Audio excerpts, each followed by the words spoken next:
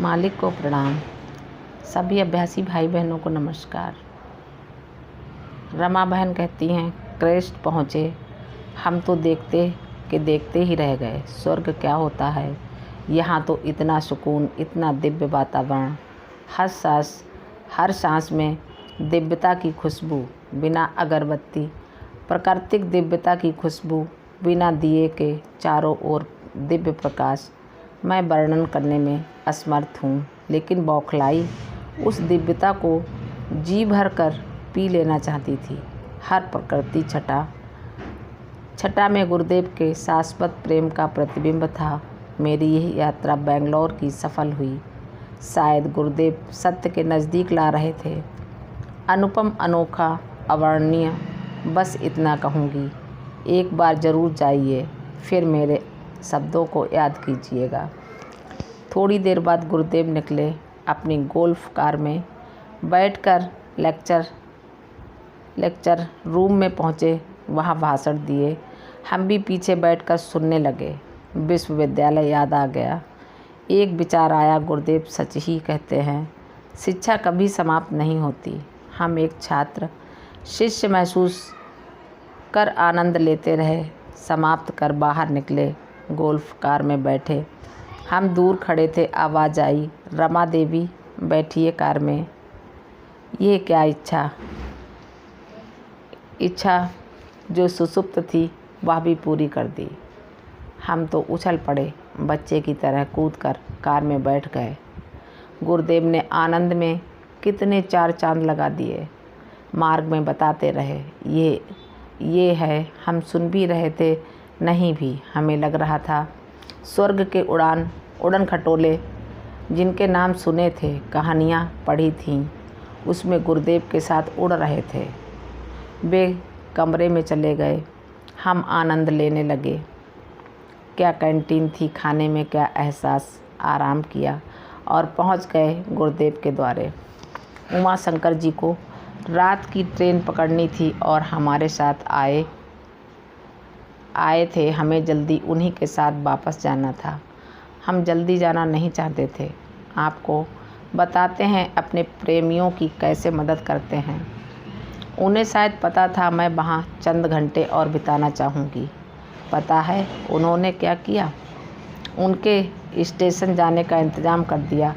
हमें कितना सुकून मिला। हम उमा शंकर जी के साथ प्रसाद लेकर उनके कमरे में गए और बोले, गुरुदेव आप कितने रहस्यमय तरीके से सभी समस्याओं का समाधान ढूंढ लेते हैं।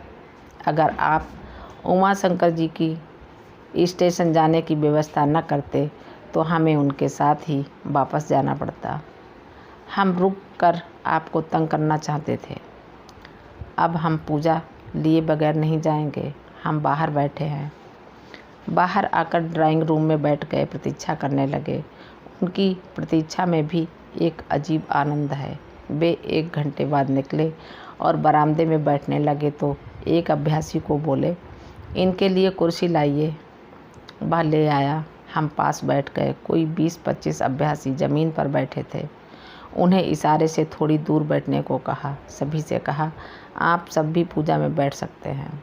हमें पूजा कराई। शाम हो रही थी और घर 30 किलोमीटर दूर था। दूर हमारी पोती व उसके पति बैठे थे। आवाज़ दी, पार कर, इस नाम से उसे प्यार से पुकारते हैं। अपनी दादी हिफाजत से घर ले जाइए। इतना ध्यान, इतनी चिंता।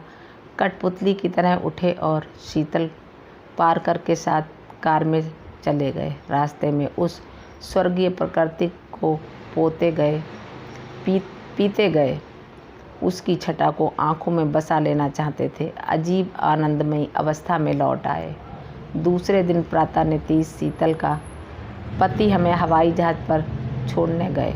कितनी देखभाल की थी उन्होंने। वे भी इस अनंत यात्रा के पथिक हैं। जयपुर वापस आ गए। घर में घुसते ही लगा जैसे किसी और लोक में विचर रहे थे। उतरकर धरती लोक की गर्म हवाओं में आ गए। उस उत्कर्ष दिव्य लोक की सारी परछाइयाँ हृदय पटल पर अंकित थीं। उसी दिव्य लोक को इस धरती पर उतारने का प्रयत्न करने लगे। उस प्रेम की जो पोटली बांध कर लाई थी। सब में बांटने को विचलित हो गई। गुरु के असीम प्रेम के बारे में मैंने एक पुस्तक सहज मार्ग के सिद्धांत में पढ़ा था। मालिक चारी जी कहते हैं, हमें साधना तो करनी ही है और जो साधना से हम पाते हैं वह शक्ति हमें दिव्य प्रेम से ही प्राप्त होती है। मालिक कहते हैं, फिर भी हम सब चीज़ें करते हुए विश्वास के साथ, साहस के साथ, अभिप्रिय के लगाव के साथ करते हुए याद रखिए कि फिर भी वे मालिक हैं जो देते हैं, अभ्यास नहीं देता। वे कहते हैं मार्ग एक मार्ग है क्योंकि मालिक उसे अपने ईश्वरीय कदमों से प्रकाशित कर रहे हैं। वे उन रास्तों पर चले हैं और उसको हमारे लिए बनाया है। हम उनके पीछे चलते हैं जो हमारा हाथ पकड़े हैं। जब हम गिरते हैं तो ये वे हैं जो हमें ऊपर उठाते हैं, मार्ग नहीं उठाता। सड़क स्वयं मुझे ऊपर नहीं उठा सकती। वे मालिक हैं जो अपने हाथों में मेरा हाथ लिए हमारे साथ हैं। मेरे लिए उनका प्यार उनकी आंखों में चमकता है, उनके हृदय की कांति में झलकता है और वे कहते हैं, आओ बच्चों, ये वाक्य ही है जिन पर मेरे जीवन की पूरी किताब के पन्ने भर गए। इसी एहसास में, इसी बहाव में, इसी प्रेम की दीवानगी में। बिना प्रेम कुछ नहीं। हम उन्हें याद करते हैं सतत स्मरण से। प्रियतम को ही तो याद कर सकते हैं क्योंकि हम उनको प्रेम करते हैं। सतत स्मरण में प्रेम मजबूत होता जाता है। इस दिव्य प्रेम की कितनी सुंदर व हृदय स्पर्शी कहानी गुरुदेव ने एक बार सुनाई थी। जब श्री कृष्ण नंदगांव को छोड़ते हैं, प्रेमीगण उन्हें अश्रुपूर्ण आँखों से उपहारों से लाद कर विदा करते हैं। वे अक्रूर के साथ रथ पर चढ़कर जब जंगल में से जा रहे होते हैं, उनकी आंखें राधा को ढूंढती हैं। राधा दूर खड़ी होती है, भाव विभोर। वे रथ रोकते हैं। अक्रूर प्रश्न पूछते हैं, ये कौन है? उन्होंने कहा, सब हमारे पास आते हैं और मैं इनके पास आता हूँ। वह यह हृदय स्पर्शी वर्णन मन को छू गया। राधा सा प्रेम। हम भी आइए अपने प्रियतम को इतना प्रेम करें, इतने उनमें डूबें कि उन्हें कहना पड़े, मैं तुम्हारे पास आ रहा हूँ। मुझे ऐसे एहसास हुए हैं। खुली किताब आपके सामने है, चलिए आगे चलते हैं। अब तो हम सत्य के नज़दीक आ रहे हैं।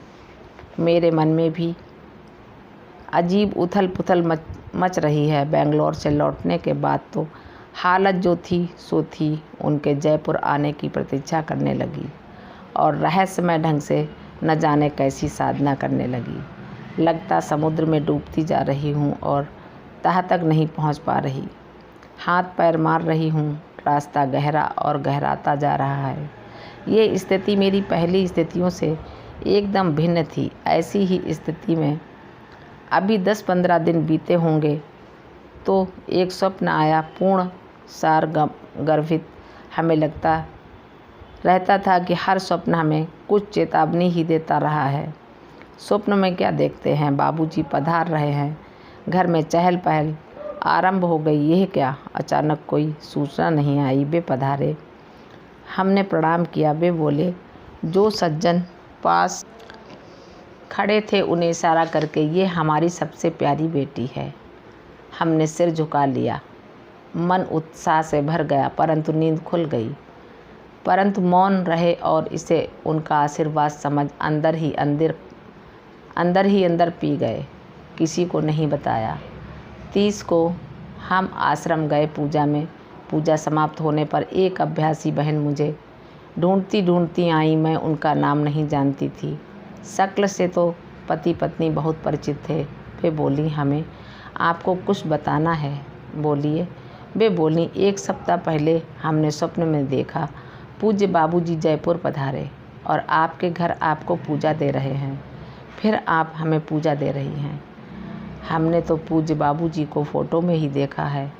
हम इतने उत्साहित हुए कि हमने मनोज केंद्रीय प्रभारी को टेलीफ़ोन कर बताया। वे बोले आंटी को बताओ, पर मेरे पास आपका नंबर नहीं था।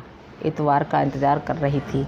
मैं हैरान हुई। 1 सप्ताह पहले बाबूजी हमारे घर स्वप्न में आए थे। कैसे बंधन है मालिक के। क्यों आते हो? क्या आपका अब प्रिय होता है? आप जाने वैसे भी गुरुदेव की जीवन कथा पढ़ी थी। भाभी तो सपनों से भरी है। फिर यह इत्तेफाक तो है नहीं। दिव्य अर्थ तो रखते ही हैं। इन दिनों न जाने क्यों वातावरण में आश्रम की वह दिव्यता की भीनी खुशबू नहीं पा रही थी। न जाने क्यों वातावरण में भौतिकता अधिक और दिव्यता कम थी। ऐसा क्यों? संख्या तो बहुत बढ़ रही थी, लेकिन उसी स्तर पर सत्संग की संख्या नहीं बढ़ रही थी। मेरे जीवन में यह चिंतन का विषय था। जानने का प्रयत्न करती आश्रम की गतिविधियों में जुड़ने लगी और इस वातावरण को बदलने का प्रयत्न करने लगी। मधु भी मेरा सहयोग करता। वैसे भी जौनल प्रभावी होने के कारण यह उसकी जिम्मेदारी थी। धीरे धीरे समझ में आने लगा। मालिक को प्रणाम। सभी अभ्यासी भाई बहनों को नमस्कार। धन्यवाद।